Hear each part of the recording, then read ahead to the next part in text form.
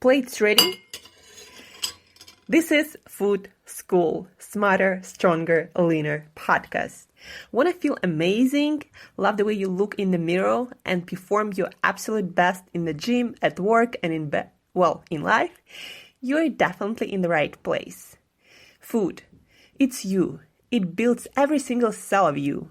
And if there is one thing every human being must master, it's food. Because at the very least, eating, you do it every day, several times a day, every single day. You might as well get good at it. I'm your host, Shurina from Create Yourself That Today, your personal nutritionist and plate watcher, your diet guide and explorer, your fat loss coach and food inspector. And just someone with a lot of passion and obsession and curiosity for healthy food, healthy diets, nutrition, optimized human performance, everything and absolutely anything you put in your grocery shopping cart, your fridge, on your plate, and in your mouth. It's my business. Food School, on a mission to help you eat better daily. It's the last time I talk about food. It's the last time I talk about food. Good morning, guys, and welcome back to Food School Smarter, Stronger, Leaner podcast. Today, as promised, we will talk about holiday fat loss. Thanksgiving is tomorrow, and there is a whole holiday season coming up. It's officially on, and we need to learn how to support our health, how to support our beautiful bodies, how to support our immune system, and increased energy levels enjoyed during this holiday season instead of feeling stuffed, heavy, low on energy, lethargic, and God forbid, even sick because of all the unhealthy practices that we engaged in. So today is all about holiday fat loss, or how not to put on a lot of weight and fat, how to not compromise your health. And you can also apply the same strategies, not necessarily for holidays, but for just special occasions. I don't know, holidays like vacations, weddings, anything, any special occasion where you end up going out more, maybe sitting down for meals more, any situation similar to holidays. So what to do? Here are my favorite 5 methods that I personally use and I recommend to a lot of my clients that I work with, and they work for everyone in one form or the other. So first thing, keep the routine going, and if you don't have one, better get one. Keep the morning routine specifically going. What do I mean by that? So, for example, if every morning you wake up and you like to do some form of exercise, and in my opinion, everyone should be doing that, you like to maybe go out or do breathing exercise and, of course, drink some water. So no matter where you are, no matter what day of the week, of the year it is, no matter if it's Thanksgiving, New Year, Christmas, whatever, you need to keep this routine going in some form or the other. You might have some lighter version of the same routine. You can keep your routine going even in the middle of Himalayas if you decide to do that in some tent with no gyms, no equipment, no civilization around you. Just make it really minimalistic. So for example, instead of going to the gym or going for a run or going to a class, just get up, do a few push-ups, do a few squats. On my Instagram, in highlights, I have this workout 100 when you do 5 exercises 20 times each. They require nothing but a space of probably 1 square meter to do the whole routine, and that will put your mind and your body into this state of taking care of yourself, and this will anchor your body and your mind it will help you to stay consistent with other healthy routines that you usually do, because one habit usually triggers all the others. So keep the routine going, number one. Number two, nutrition. Very specific tips that work, guys, in your body on biological and psychological level, make you prone to overeating much less. So keep your hydration. Drink half a liter of water every morning, and then before each meal, drink at least half a liter of water. You might not even want to drink or feel thirsty, but still drink your water, and without even thinking about it, you're gonna eat less and you're gonna have much less cravings for anything. Eat your veggies before each meal. That can be a salad, that can be some cooked vegetables. Eat some healthy cooked vegetables or raw in the form of salad before every meal. Just, like your mom or your grandma used to tell you, eat your veggies first, eat your greens first, or you're not going to get dessert. So have a rule. I have this rule for myself. Before each meal, I gotta eat my vegetables, like no matter what. And you'll be surprised how much better you're gonna get at other eating habits. You're gonna eat less, you're gonna eat better, and it won't require any additional willpower. So eat your veggies first, and then keep the amount of protein in your diet the same high protein, healthy protein amount in your diet. That also, without you even thinking about it, will keep you satiated, and you'll crave things much less, and you'll end up eating much less. And also, you're just gonna feel better, look leaner, and just eat less and eat healthier. So when it comes to nutrition, guys, keep yourself hydrated, drink in the morning, drink before each meal, and maybe drink even more water and tea between your meals. Eat your veggies before each of your meals, and then eat your protein. Keep the amount of protein the same from healthy protein sources. And, it can be even, turkey for Thanksgiving, or whatever meat you will cook yourself, with your family, with your friends. It also counts. So just keep your protein higher at the same level, and you'll eat any kind of junk or just food that you don't necessarily want to be eating much, much less. So this is my best advice when it comes to nutrition. Third, it's also about eating. Don't count anything, but focus on the quality of foods.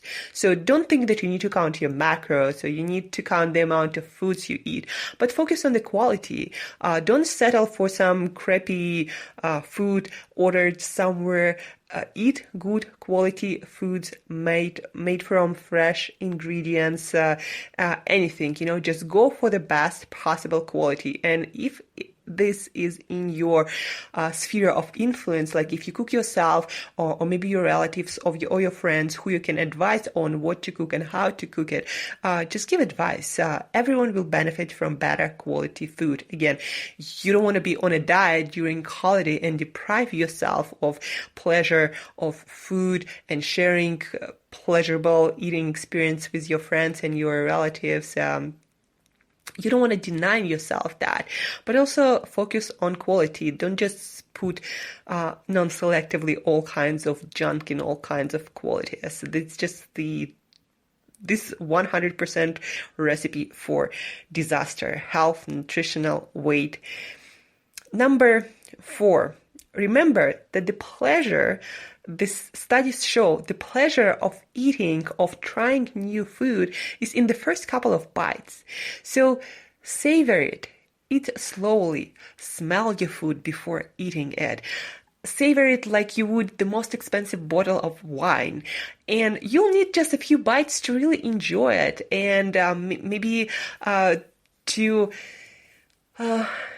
not be curious about that food anymore. When you go to someone's house or you go out for a fancy dinner, a lot of times all you want to do is kind of try what it tastes like, that fancy dish that looks so weird and so unusual or looks so yummy and delicious. A lot of times you just want to try it.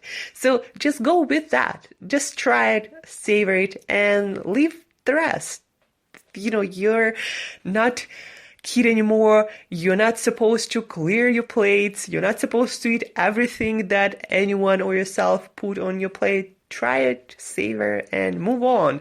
You'll experience much more. And you'll be able to try so many more things. Just try a little bit of everything. And you're going to have the best experience ever without feeling, again, stuffed and full and waking up next morning feeling like a cow or a truck full of I don't know what. 5, this is probably the most fun. And when I tried it and saw it's working for so many people, I don't know, I was even wondering why nobody told me about this before. Procrastination. You could actually use procrastination for the benefit of your nutrition, of your health, of your diet. So how does it work exactly? So you've probably noticed from your personal experience that the worst kind of decisions you usually make at the moment, and usually, especially if those moments are at night. I mean, any kind of eating decisions or nutrition decisions, or whether you want to stick with your diet or want to just go with the flow and eat everything inside. So, for example, if you, for some reason, you're working late at your computer and you have a craving for, let's say, a cookie. Sometimes I have a craving for cookie or chocolate or ice cream while working late on my computer. So you have this craving and it feels like, you just need it right now or you're gonna die. And you start telling yourself, well, maybe I should eat it. And then tomorrow I'll start fresh. I'll start again. And one cookie not gonna change anything, right? And we all know where that gonna go. One cookie. Nobody eats one cookie. Almost no one. So what you tell yourself instead, and that works for me, and for so many people, again, perfectly, in your head, you tell yourself, okay, so this cookie, if I really want it that much, I allow myself to eat this cookie and as many cookies as I want tomorrow morning. So procrastinate on eating that cookie, ice cream, chocolate, cake, whatever it is you're obsessed with. So tell yourself, tomorrow morning, when I wake up, I allow myself to eat as much of it as I want, if I still want it. Make that decision the next morning. Procrastinate on that cookie, cake, or whatever that is for you at the moment. And a lot of times, 99.9% of the time, when I wake up in the morning, I feel like working out. I feel like being myself again. I have a lot of energy again, and I'm more focused on my goals, and I'm more motivated to stick with what I know gonna bring the results that I want faster and easier. And so 99.9% of the time, I don't ever eat that cookie. So try it. Procrastinate on the behaviors that you don't want to do, actually. Procrastinate on the things that you need to procrastinate on. And just in the morning, you always make better decisions, no matter what. So this is my 5 steps. To recap, guys, how to put the least amount of fat, feel the best, have the most energy, and eat the least crap during holidays and still being able to enjoy it yourself, with your family, with your friends. So what to do? First, keep the routine going. Have some version of routine that can be really fast. You can do anywhere, anytime, and do it every single day, no matter what. Number 2, nutrition. Keep your hydration going, half a liter of water when you wake up, half a liter before each meal. Eat your veggies before each meal and keep your protein intake high. Eat your protein ideally right after your veggies and then eat whatever it is you want to eat after. Number 3, Don't count anything, don't count foods, the amount, but focus on the quality. Eat the best quality foods possible.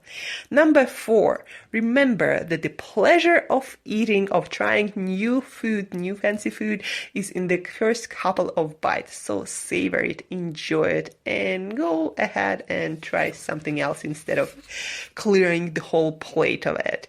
And number 5, procrastinate on the behaviors, on eating foods that you don't really want to be eating, that don't move you towards your goals. Procrastinate till morning when you make the best decisions, maybe even procrastinate till after the workout and see how you feel after. So this is my best advice to keep yourself on track, in shape as much as possible, with a lot of energy flowing through you all the time. My best advice. So tomorrow, guys, happy Thanksgiving, first and foremost, early.